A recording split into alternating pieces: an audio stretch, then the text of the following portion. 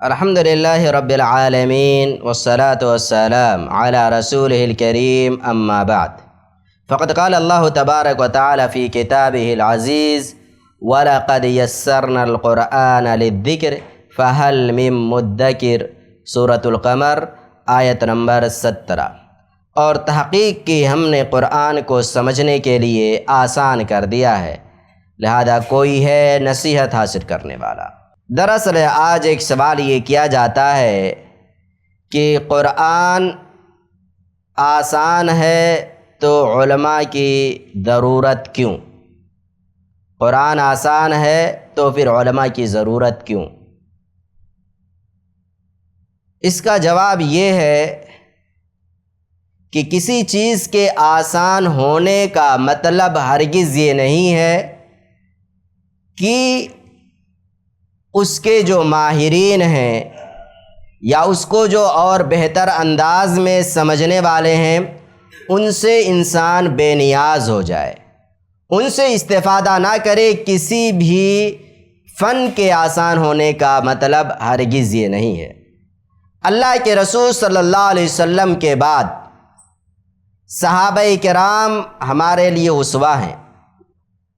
صحابہ کرام کی زندگی کا جب ہم مطالعہ کرتے ہیں تو بہت سارے جگہوں پر ہمیں ملے گا کہ صحابہ کرام قرآن کریم کی بعض چیزوں کو نہ سمجھ سکے اور انہوں نے رسول اکرم صلی اللہ علیہ وسلم سے سوال کیا، پوچھا، اور انہیں نبی اکرم صلی اللہ علیہ وسلم کی طرف سے اطمینان بخش جواب بھی ملا۔ کئی مثالیں اس سلسلے میں ہیں۔ آپ جانتے ہیں کہ صحابہ کرام عربی زبان بولتے تھے، عربی زبان سمجھتے تھے، اور ہم سے زیادہ وہ عربی زبان سمجھنے والے، اس کی باریکیوں سے واقفیت رکھنے والے تھے۔ قرآن آسان تھا، وہ جانتے تھے، اس کے باوجود بھی انہوں نے رسول اکرم صلی اللہ علیہ وسلم سے پوچھا، اس وجہ سے کہ اللہ کے رسول صلی اللہ علیہ وسلم قرآن کو جس قدر سمجھتے تھے یا جو مہارت اللہ نے آپ کو دے رکھی تھی وہ صحابہ کرام کے پاس نہیں تھی۔ لہذا جو جس فن کا ماہر ہو، گرچہ وہ فن آسان ہو، اس کے باوجود جو ماہر ہے، جو آپ سے زیادہ سمجھتا ہے، جس نے اپنی زندگی کا اچھا خاصا وقت لگایا ہے، اس فن کے آسان ہونے کے بعد بھی اس فن کے ماہرین سے پوچھنا چاہیے۔ یہی صحابہ کرام کا اور صحابہ کے بعد کے ادوار میں محدثین، تابعین، طبع تابعین جو لوگ آئے، یہی طریقہ رہا ہے۔ لہذا قرآن آسان ہے، اس میں کوئی شک نہیں، لیکن قرآن کے آسان ہونے کے باوجود ہم اپنے علماء سے بے نیاز ہرگز نہیں ہو سکتے۔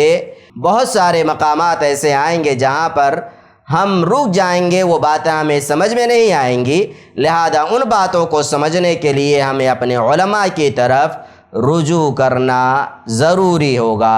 والسلام علیکم ورحمۃ اللہ وبرکاتہ۔